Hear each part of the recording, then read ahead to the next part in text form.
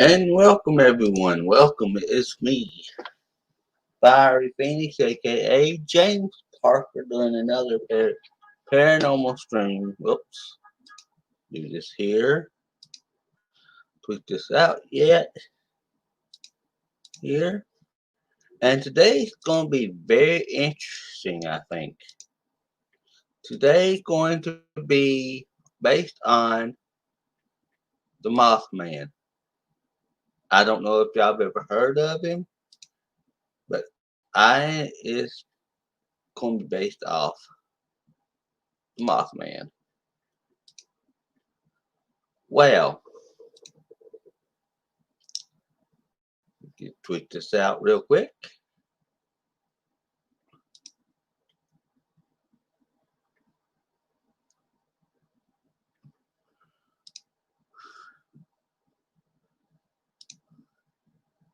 This is a specter, what some people are saying, based in West Virginia.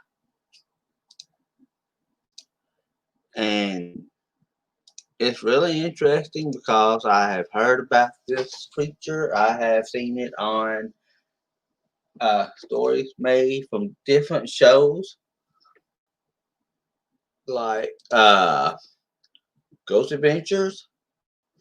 Uh, you name it, I've seen it.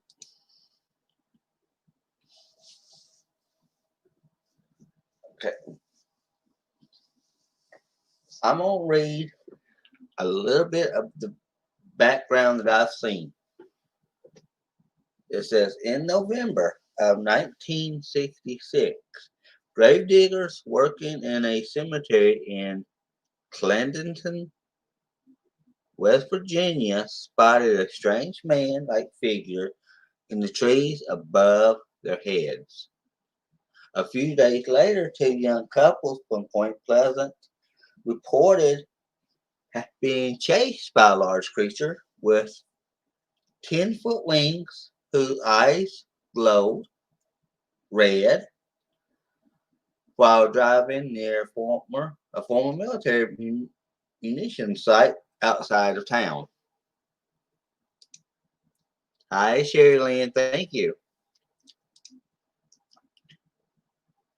Sightings of what area newspaper dubbed as the Mothman continues throughout the next year, oftentimes leaving witnesses with a deep sense of dread. Many locals have believed the Mothman lived in a vacant nuclear power plant outside of Point Pleasant, perhaps the escaped product of some secret government experiment. That's very interesting. I've never heard that. The sightings came to an abrupt halt in December of '67. However, after a horrific tragedy in Point Pleasant, the Silver Bridge, which carried U.S. Route 35 over the Ohio River, collapsed under the weight of heavy rush hour traffic, killing 16 people. A coincidence? I think not. The fact that the collapse was later attributed to a faulty suspension chain didn't stop the conspiracy theories.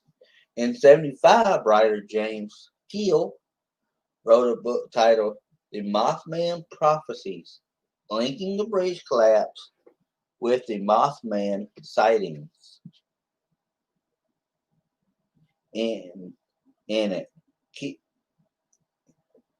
Keel suggested that the sightings were actually bad omens about the impending bridge collapse. In 2002, the book was turned into a movie starring Richard Gere and Laura Linney. I don't know who that is. And the spooky West Virginia legend exploded.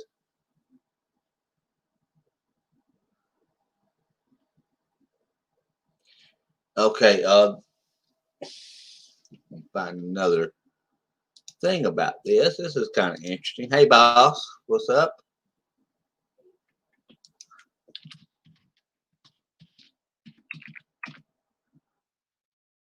Okay.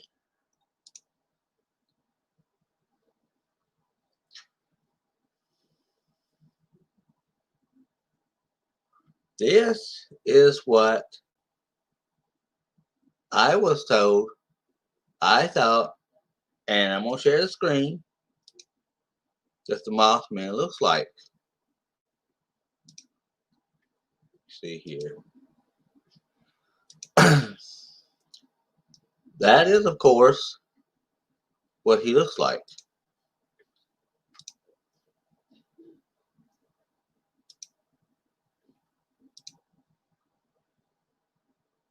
I know it's gruesome. It's gruesome.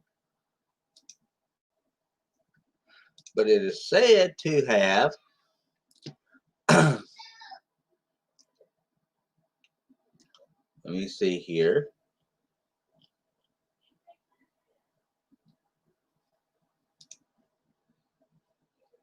I'm going to different links to. Okay. This was in 1966 by the Point Pleasant Register on November 16th. Yep. And it says, couples see man-sized bird creature something. It was a bird or something. It definitely wasn't a flying saucer.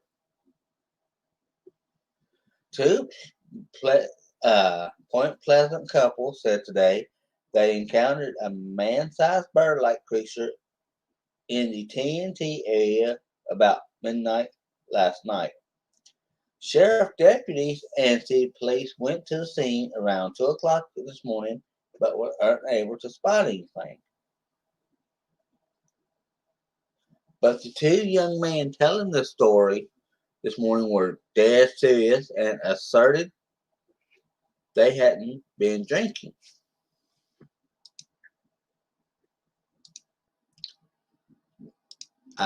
Steve Maletti, I'm not giving the address out, and Roger Scarberry, I can't get the address out. I'm not.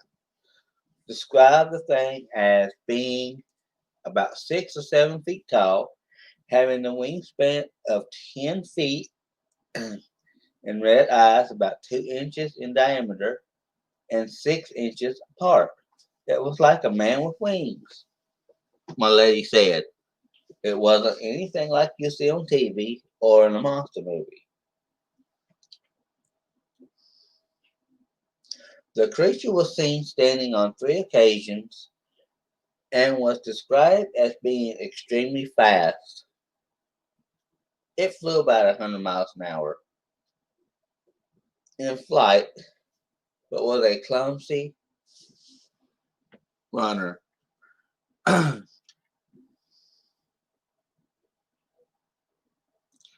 Of course, the deputy said it could have been a bird, but he also said, Scarberry said, I'm a hard guy to scare. But last night, I was for sure getting out of there. They did know, they did just that, but the thing followed them. Now, what's funny is, hi, Big Ange, welcome, welcome. I'm talking about the Mothman, Big Ange. Have you ever seen him?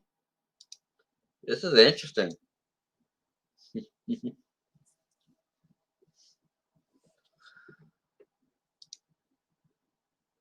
I know. I know.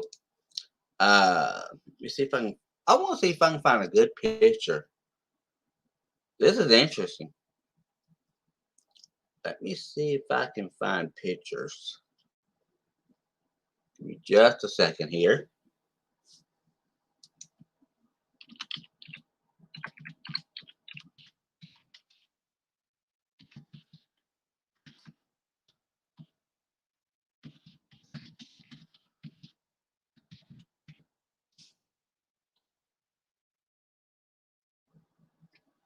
Okay.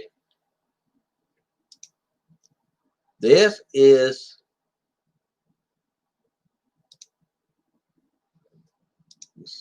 I can't make it bigger. I don't think. See if I can make it big. There we go.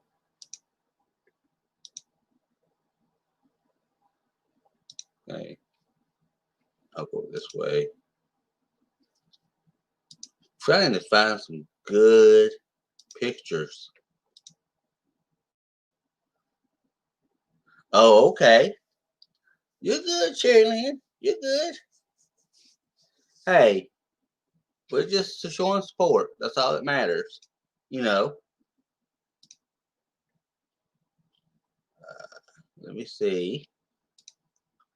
I'm trying to find a picture.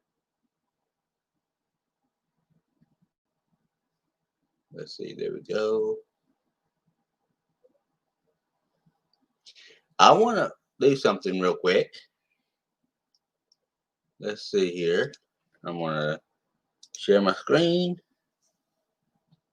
Oh, yeah. I can do this here. Okay, here. Okay. Make sure I can see it. Make sure everybody can see this. Okay.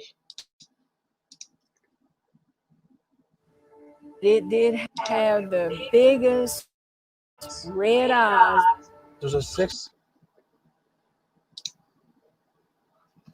I hate it when it does that. Oh, yeah. Foot bird and massive wings. And I asked her how big the wingspan was. She said about 10 to 12 feet. Is Point Pleasant haunted? Yes, very much. I'm here in Point Pleasant, West Virginia, the little Appalachian town with a big monster history. It's home to one of America's most notorious legends, Mothman. Described as a humanoid creature with massive wings and glowing red eyes, this man with wings was first spotted in this area in the 1960s and has been a fixture of life in Point Pleasant ever since. The monster is a perfect example of iconic modern American folklore. There's even a Mothman statue in the middle of downtown. Hi. It speaks to the idea that this really is modern folklore. It came from this town. Like, we're staking this spot in this part of the world as Mothman. So they're really uniting Mothman and Point Pleasant and West Virginia. On December 15th, 1967, this paranormal activity culminated in a very real tragedy, the collapse of Silver Bridge. Some claimed Mothman was the cause of the accident. Others say he was actually meant to forewarn the town of the catastrophe. But how do you explain the Mothman phenomenon? Was it an elaborate hoax, or did people simply mistake something real for an imaginary creature? Or maybe it was something truly so bizarre that it just can't be easily explained. I'm Dr. Emily Zarka, and this is Monstrum. It is, ain't it? It's a big statue. On November 12, 1966, in Clendenin, West Virginia, 5 gravediggers claimed to have seen what they describe as a man with wings gliding over their heads. Eyewitness Kenneth Duncan later said the being was gliding through the trees and was in sight for about a minute. But it was here where Mothman became a legend. I'm at the spot of what is widely believed to be the earliest officially reported Mothman sighting, what used to be the West Virginia Ordnance Works Munitions Plant, better known as the TNT area.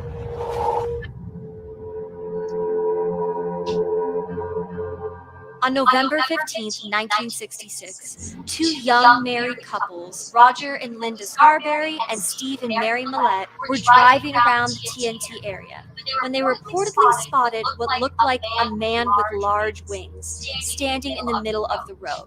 Steve described the creature as being 6 or 7 feet tall, with a 10-foot wingspan and red eyes, about 2 inches in diameter and 6 inches apart. Yep. Linda claimed she couldn't see a head or arms, but also saw glowing red eyes when the car headlights hit the figure, who seemed to shy away from the light. Frightened, they quickly sped away from the figure, but shortly after, while traveling along Route 62, they spotted it again. This time, it followed them. They claimed they couldn't shake the creature, even when the car reached speeds as fast as 100 miles an hour. This is Denny Bellamy, the Mason County Visitors Bureau Executive Director. Denny has lived in the Point Pleasant, Mason County area for over 60 years. I was in third grade. My neighbors saw it. So there's a 6-foot bird with big red eyes and massive wings, chasing cars in the TNT. And in fact, it kept up with Roger Scarberry's 57 Chevy. It's right on this road. This road, as you can see, it's like a drag strip. And that's what Roger Scarberry's doing out here, is drag racing. There were scratch marks on the ceiling of his car, and he was upset. I would be too. I'd be Shaken by the terrified. experience, the group drove straight to the sheriff's office to file a report around 2 a.m. that morning. Officers immediately set out to investigate. But by the time they arrived at the TNT site, no evidence of the creature could be found. I'm here at the Point Pleasant Public Library doing some research, looking through their archive. There's a lot of stuff here that I'm super excited to explore. This is a copy of the original Point Pleasant Register of the first Mothman sighting. Wednesday, November 16th, so it would have been the morning after. Couple sees man-sized bird, creature, something. Wow. Well, there's drawings. Scarsbury eyewitness sketch of Mothman, verified by others. One of the original eyewitnesses. Both were slightly pale and tired from lack of sleep during the night following their harrowing experience. If I had seen it while by myself, I wouldn't have said anything, but there were 4 of us who saw it. They speculated that the thing was living in the vacant power plant, possibly in one of the huge boilers. There are pigeons in all the other buildings, but not in that one. This is new info. I love finding new info. I really do. This was a top secret government facility. They made all the explosives for the atomic bomb. It employed all the people from the town. You would come to work here onto a bus that all the windows were blacked out of, so you couldn't see anything of the facility. And they drove you right to where you were working. You did your job. You got back on the bus, and they never saw anything. And the day we dropped the bomb on Hiroshima, they closed the facility. That was it. We're done. We're going to go look at the bunkers that give the TNT area its name. It's where they stored the explosives, the TNT, and the I wonder if he's in that bunker. I wonder if he stayed in there.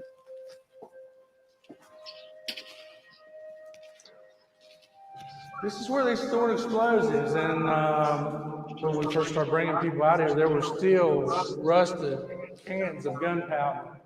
So here's definitely some Mothman graffiti. I mean, we have the humanoid structure, we have the wings, the big, you can see 2 large eyes. Yes, Mothman. I grew up in Forest, but there's something about the abandoned building and the legends and the real history that there's a spooky vibe. I mean, it's honestly really, really creepy. We're walking into one of the buildings that used to be part of the TNT site. So we're gonna go in. We have no idea what's inside. It's pitch black. I wouldn't either, Shirley. And Let's see what can't happens. pay me enough. Okay, I don't know how far back it goes. Look at these cool lights. It's small. It's really dark. And I don't know what it was used for. And there's stuff everywhere. It definitely looks like we could be haunted, especially by the workers who used to be here. You never know. Ooh, and I just kicked something. Okay. I would not go in there. That building. I haven't lost a film crew yet, but you never know out here. Over the following 3 days after the November 15th sighting, at least 8 more people reported similar creatures. My brother said, well, don't look, but there's something there beside the car. If I'd rolled my window down, I just could have touched it. And then it jumped on the hood and just sat there and just squatted kind of and looked at us. But it did have the biggest red eyes, and it ran right past the car, and it jumped up in the air and just opened up the biggest pretty set of bird wings, because you could see the feathers in it and everything. Just opened it up and just went off in the night like that. For 1 year, starting in November 1966, Oh, I'm over gonna do that, 100 Jenny. eyewitnesses reported accounts I'm of the doing different Mothman in things. this area.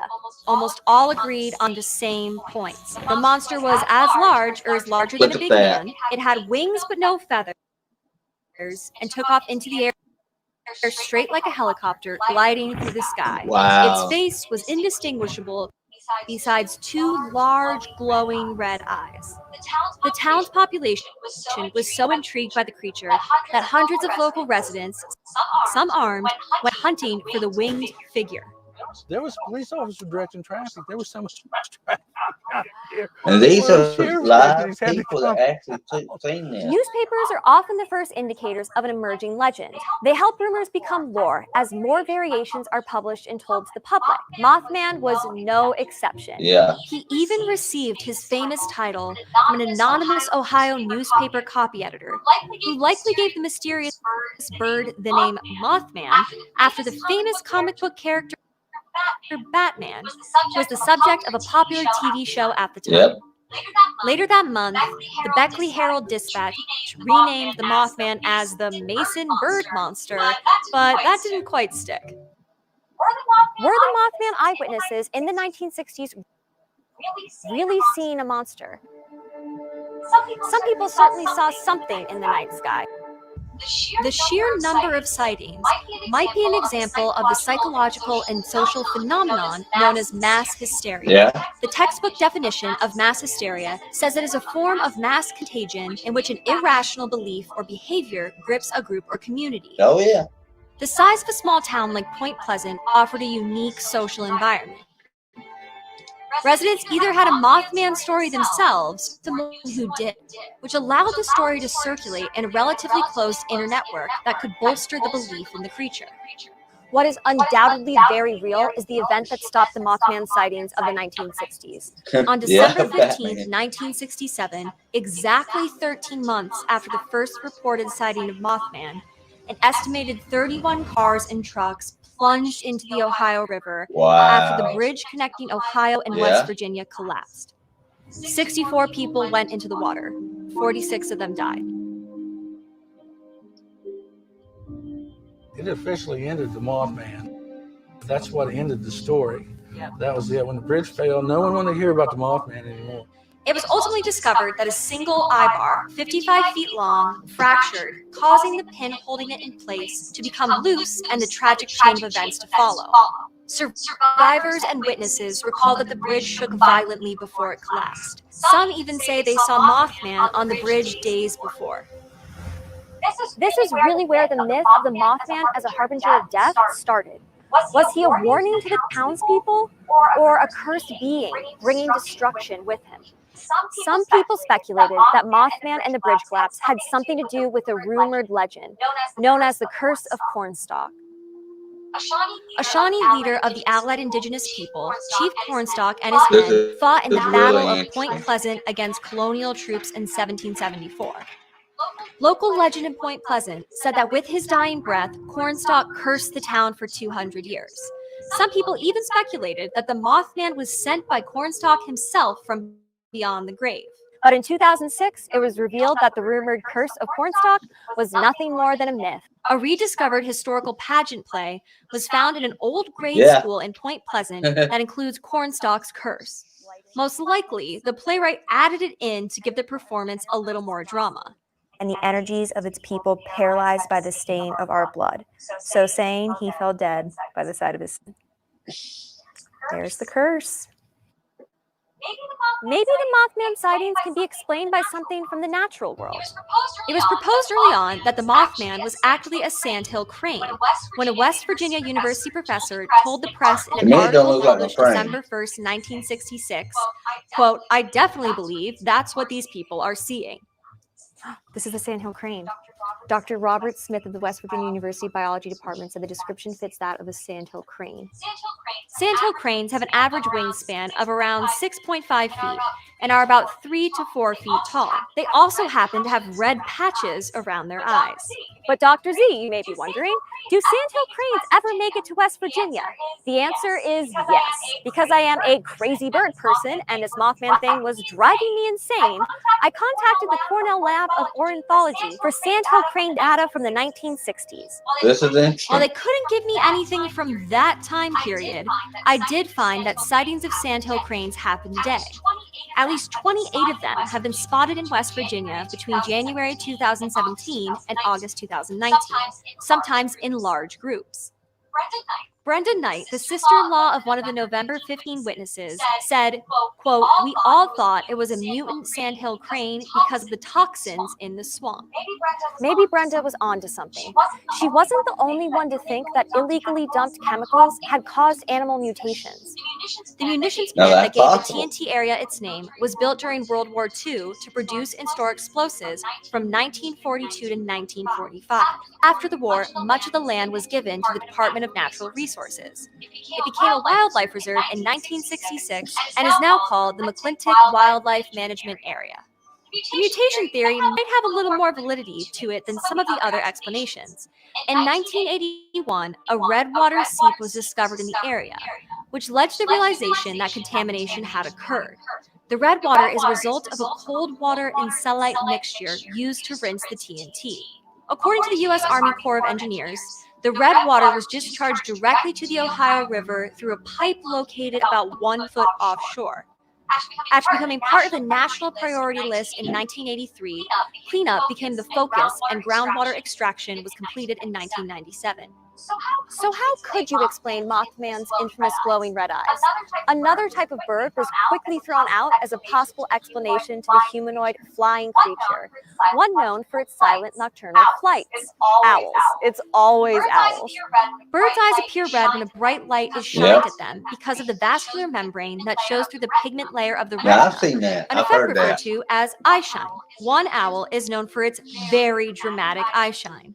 The barred owl is a large species with a rounded head common throughout the southeast that prefers to roost in old trees and open forests. Extra blood vessels around their eyes make them glow more red than other species. Officials at the McClintock Wildlife Management Area told the Audubon Society, who also looked at owls as an explanation for Mothman, that the area has a healthy population of the species.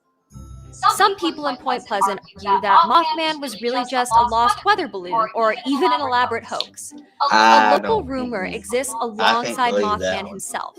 One about a local teenage prankster who found it fun to jump out at cars driving at night in the TNT area while wearing a Halloween costume. Hoaxes like these could have happened on more than one occasion, but that doesn't really explain the Mothman phenomenon. You're probably wondering how we've gotten this far without mentioning the Mothman Prophecies. Written by John Keel, the book and its 2002 film adaptation are the most important texts for how the legend took root outside of Point Pleasant. Keel was a journalist and paranormal investigator who went to Point Pleasant in December 1966 to explore the Mothman and other supernatural sightings in the area. He interviewed a lot of the original witnesses and even claimed to have experience with what he calls ultra-terrestrials. I read the whole thing, and it's a doozy. Honestly, the book seems more concerned about UFOs and Men in Black than Mothman. Yeah. Regardless of how factual the Mothman Prophecies is, or not, the 1975 book and the movie did have one indisputable result. They made Mothman globally recognized and turned the town of Point Pleasant into a tourist destination. Quite frankly, I mean, there's only one Mothman and there's only one Point Pleasant. People were really interested in that, although I wasn't. And actually, the town wasn't. The town didn't believe it, although there kept on being sightings. The newspaper kept writing about it, but it was mostly tongue-in-cheek. It was all that. But frankly, still is today for most. One time, someone said, "We'd like to talk to some people that don't believe in the Mothman." I said, "Pick anyone on Main Street." 1 year after the movie came out, they erected a statue of him on Main Street in 2003. We're dedicating the statue, and we're all kind of the mayor and everyone's kind of like, oh, geez, you know. The mayor has to speak at the dedication. I go over to see what's going on. I have to come back. I said, you probably ought to put a suit and tie on. He said, what's going on? I said, CBS is here. CBS Sunday morning. Bill Geist is out there. That's Willie Geist's father. And that's how it started. When Bill Geist showed up, I became a Mothman believer that day. And I haven't slowed down since. In 2005, a whole Mothman Museum opened up. Created by Jeff Walmsley, Point Pleasant resident and local Mothman expert, it sees thousands of visitors a year. A lot of the moved props that we have here in the museum were donated, and that was kind of like the catalyst to get the museum going.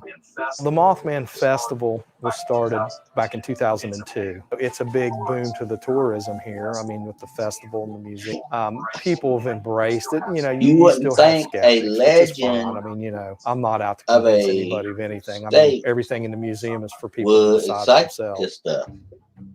They weren't sure that they really wanted the Mothman in our town, and but the Mothman Festival grew every year. We had to. They were all coming. We had no choice. Tourism has grown and grown, and our entire state has embraced it now. That is in 1 week in the year. Yeah, they have festivals and everything. You want to know about the Mothman, and we just enjoy looking at everybody, and it's entertaining for us.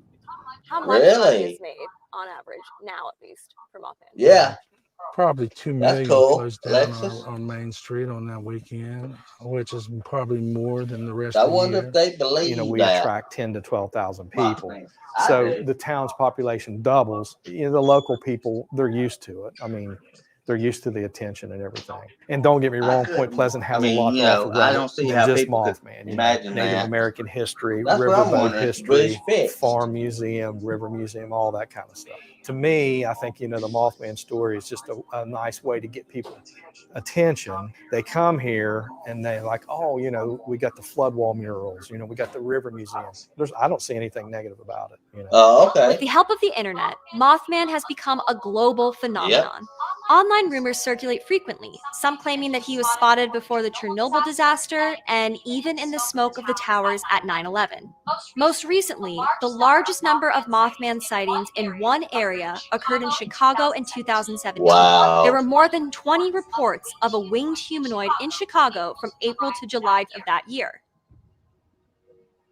Whether you believe in him or not, Mothman has become a cultural touchstone, a monster myth that inspires both fear and fascination. Legends only truly take root when they become a subject of conflicting opinions. They are born in stories told and retold with countless contradictions, additions, and disputes. Mothman is no different. He's been demonized and deified in almost equal measure. Mothman shows us how a local phenomenon can become a global sensation. People identify with Mothman. He's a rumor and an outcast, a monster who was ultimately embraced by the small town that once feared him. Whether the people of Point Pleasant like it or not, Mothman is now part of their town's identity.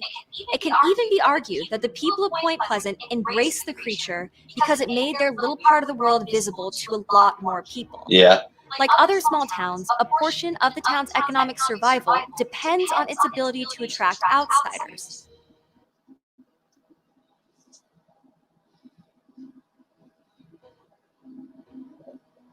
It does feel like a ruin, and I always think that ruins carry some kind of energy that allows them to attract myths like this.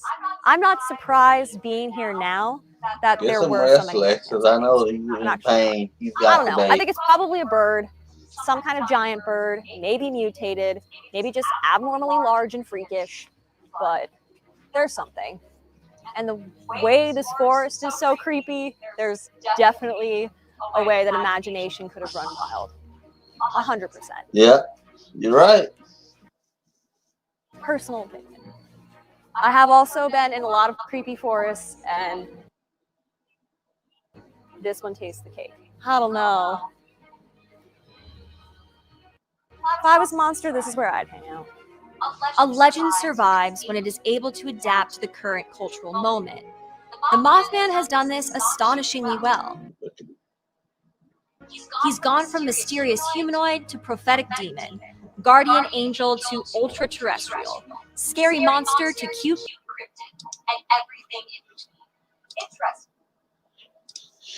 So yeah, I mean, it's just I can't. I can see a town wanting. Hey, Wolf Den, what's up? Hey, talking about Mothman, Wolf Den. Uh, yeah, it's just interesting. It is really interesting. I've never actually. Now I've seen this featured on Ghost Adventures. Actually, it's just uh like the Wendigo I did, like the what's the other one I keep thinking of? Crap. Well, that's on my channel. Uh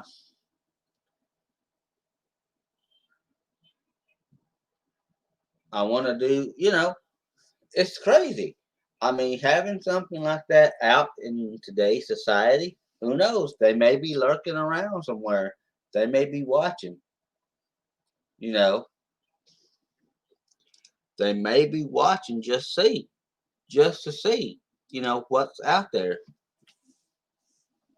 It's it makes you wonder. It really makes you wonder to see what all's out there.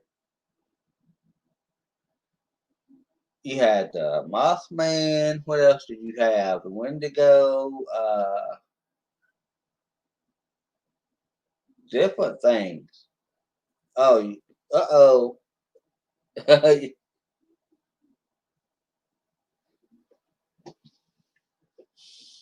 But yes, it's it's going to, it makes you wonder if they're still out there, if they're watching us for a reason.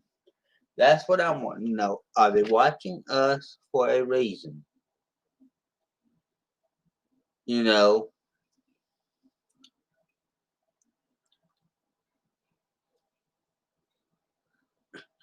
who knows? Well, that's possible. They're possible. Yeah, I'm going to, yep. Sure, my Lexus. I'm going to do vampires. I want to do werewolves. I'm going to do a whole wide of subjects.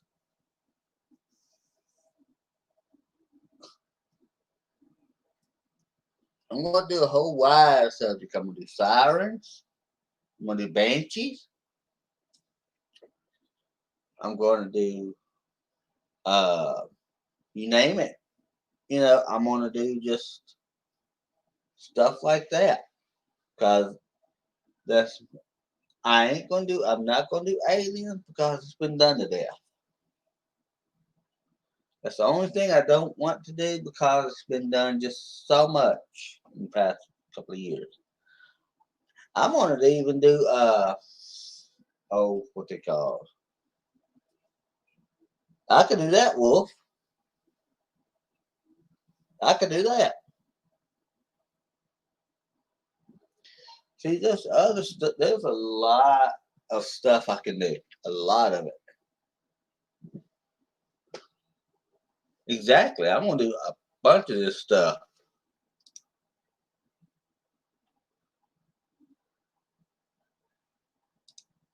This is why I like doing this stuff.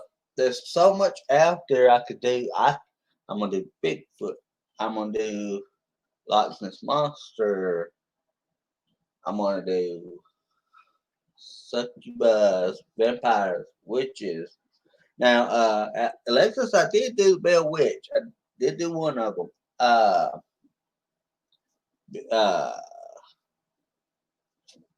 you name it.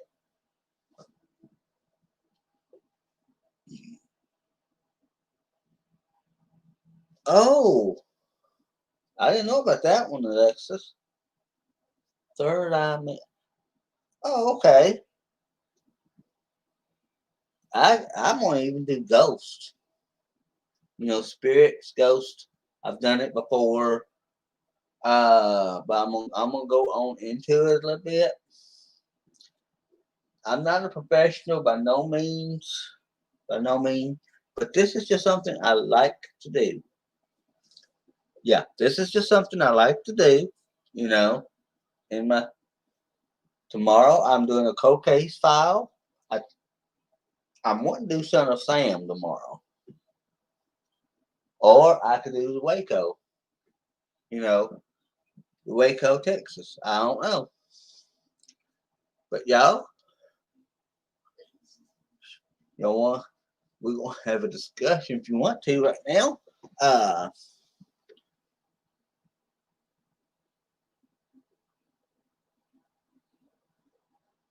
Oh, okay. That's cool. Hey, I'm interested in stuff like that because I'm doing content. I'm trying to do more content. I may want to try to do a. I thought about that, Wolf. I thought about that. I could do a podcast on here if I wanted to. Talk about paranormal stuff. See if anybody has had any encounters with something like that.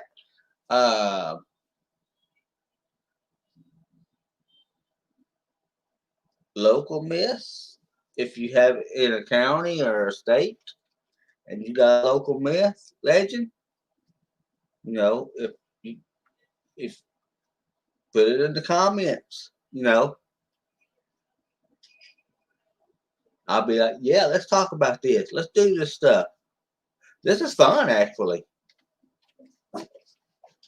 Hold on, guys. My little dog was out. All right. There you go. That's my little dog. Anyway. Anyway, y'all. Do y'all, what do y'all think of the Mothman? Do you think it's real? Do you think it's made up? Or do you think it's a product of the environment? That's what I like to find out. I think it's real. Oh, that's good, Alexis. Alex? What kind of coffee, Wolf? what what kind of coffee you gonna make? Alexis, if you get feeling better, would you mind coming up on a panel one night? No drama, just paranormal talk.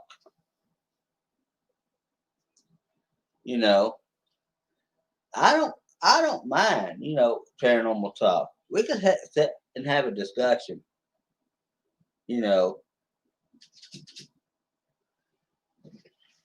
I know this is a great topic. I think it's a great topic. Come on. Come on. I really think this. Ooh, is a good wolf.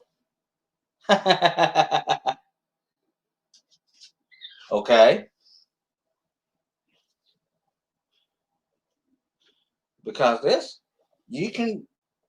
I might get you, and I might try to get a hold of Chris McKennell again if he can. Or I want to try to get a hold of the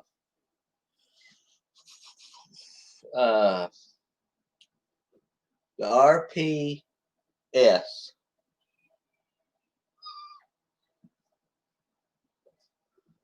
Okay. Come on. Come on. But yeah, this is what I would like to do on Tuesdays. Wednesdays, I'm gonna do my cold case files. I thought about doing Thursday at Auto Book Club. YouTube Auto Book Club. Oh, okay. There you go.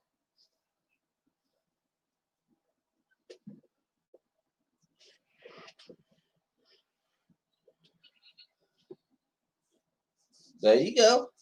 You can explain,